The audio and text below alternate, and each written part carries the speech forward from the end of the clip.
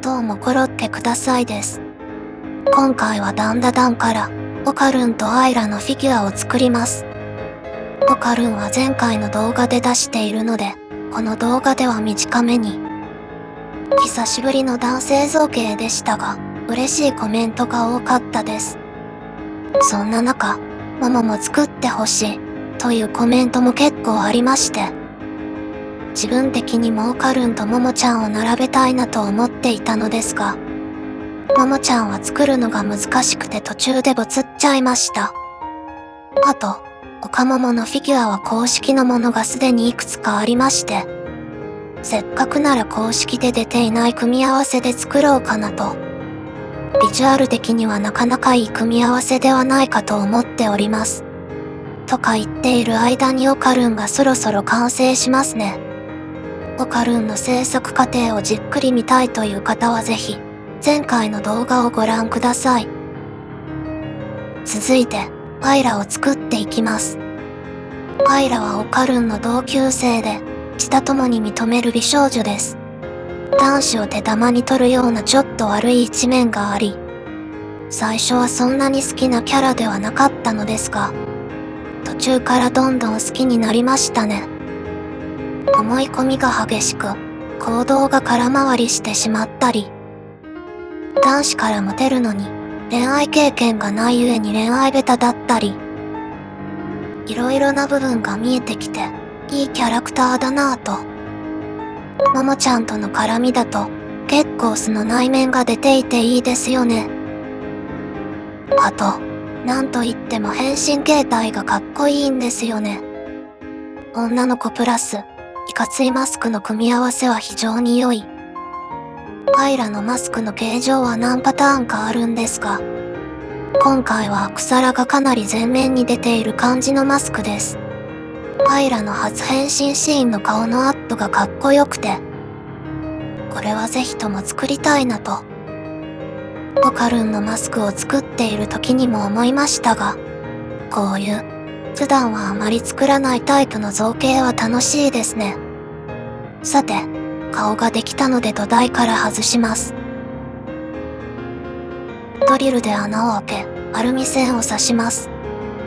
アルミ線で体の芯を作っていきます。マスク込みだと、顔が一回り大きくなってしまうので、気持ちいつもより長めのイメージです。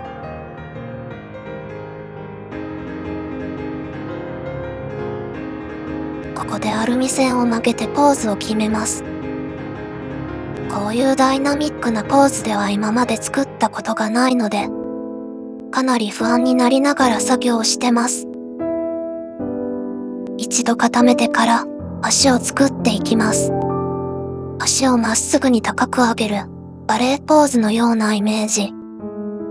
アルミ線の足部分はかなり余裕を持った長さにしたつもりでしたが、芯がギリギリくらいの長さになってます。フィギュアの手足は思いのほか、長めにした方が見栄えが良くなることが多いです。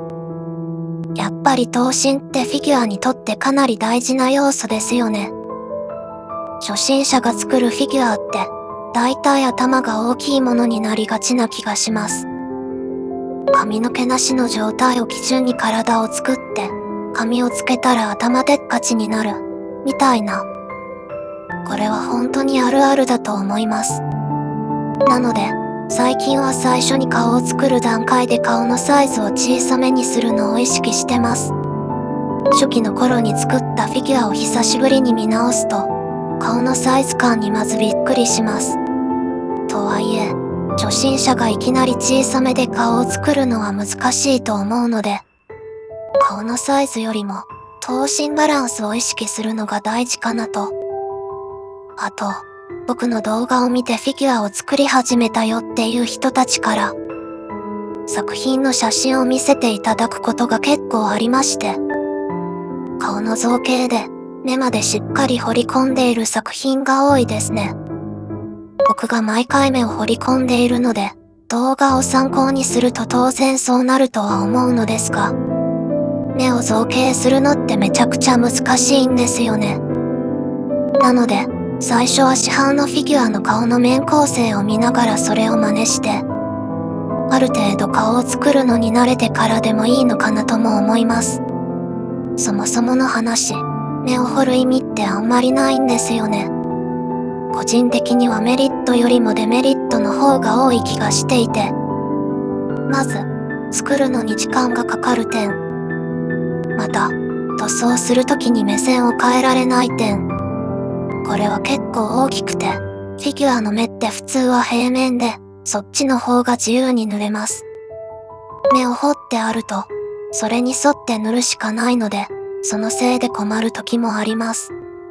で、逆に何かメリットがあるかというと、原型段階でもなんかかっこいい。まあこれはこれで大事なことなんですが、塗装する前提ならあまり意味がないので、結論、目を彫ったらなんかかっこいいけどさほどやる意味はない。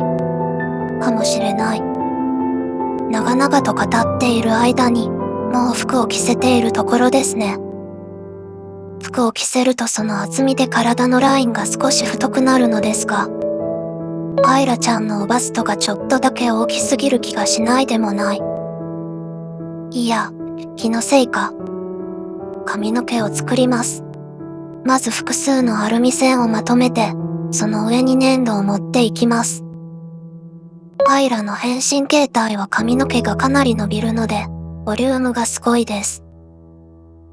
一気に全体を作るのは難しいので、顔側から3回に分けて造形します。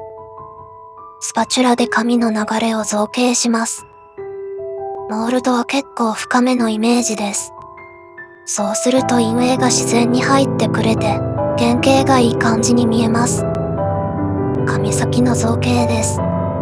髪の流れが自然につながるように、スパチュラで線を引いていきます。ここはかなり集中するところです。最後に、垂れた前髪部分を作ります。真鍮線を芯にして、粘土を持っていきます。スパチュラで細部を造形。さらに真鍮線を追加。パーツが揃ったので組み立てます。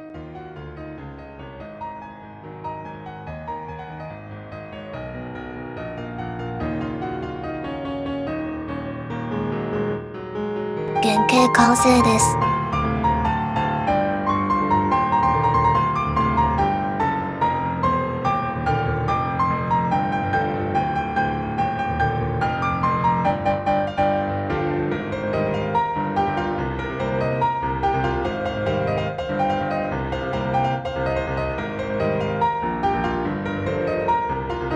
塗装していきます。まず全体に白サフを吹き、肌から塗ります。オカルンは変身すると肌の血色が少し悪くなりますが、アイラは変身しても割と普通ですね。肌が濡れたらマスキングをして服を塗っていきます。上着は下地に紫を吹き、その後メインの色をのせます。濃いめの青色くらいのイメージです。スカートは上着の下地に使った紫でだいたいいいかなと。